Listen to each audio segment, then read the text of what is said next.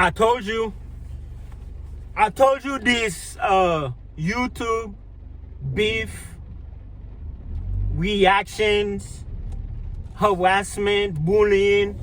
I told you there were consequences to those type of stuff.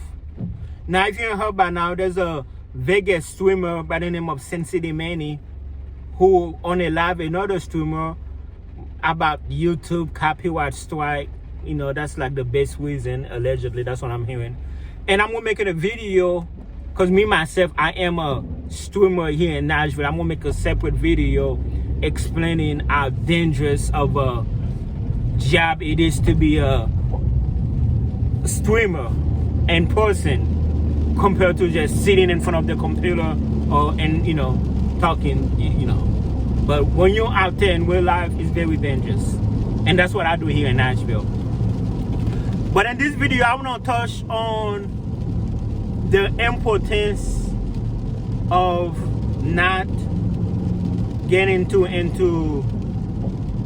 the internet, YouTube street beef. Now, a lot of people are entertained.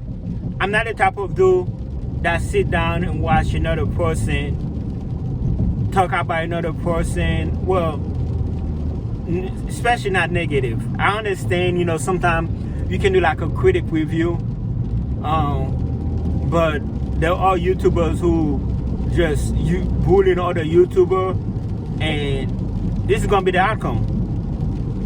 One day somebody's gonna snap. This is gonna be the outcome. That's why on my YouTube channel I try not to do that. And if I do talk about somebody, I try to keep it professional, not so much on a personal level, if that makes sense. But now I told you guys, man, it's like, look what your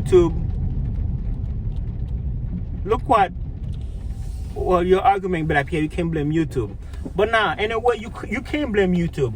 Look what YouTube got us doing. YouTube got making us enemies, making us, beefing. But then again, like you said, it's not YouTube, because people are beefing in real life. It could be any platform. What a sad situation. But like I said, I'm gonna touch more on that on another channel. Sensitive Manny, I used to watch him before. Like I said, he's a streamer here. In Vegas, and I'm a streamer in Nashville. And I used to go to his channel, say hi to him. But yeah, I seen the video of what happened, and it's a very sad situation. My thought is, for somebody as a YouTuber, especially that type of YouTuber, not somebody who just sit in front of the camera in the car or in their office or somewhere talking. Somebody like me who put a lot of blood, sweat, and tears, walking around, talking, dealing with people, dealing with all type of stuff. You would think, they move different. Meaning, me, I work so much on my other channel, YouTube, ZPF509. Even this one too, but the other one, so much more. Even this one too, because this one, I've done videos where I put a lot of miles in my car, driving to a lot of cities, and just to try to get views, showing you guys Chicago, Memphis, all that stuff. So with me saying that is because when you put so much work in something, you'll be careful on not to destroy it. So his channel got deleted. He's gonna be, everything that he worked so hard for is basically gone in a matter of seconds. I'm sure, if he got kids, family, everything is gone. Not just him. Of course, my heart and prayers goes to the victim. Everybody's life is all ruined. It's over YouTube. Over YouTube back and forth that's been happening. Egos. It's like men don't want to take a temporary L.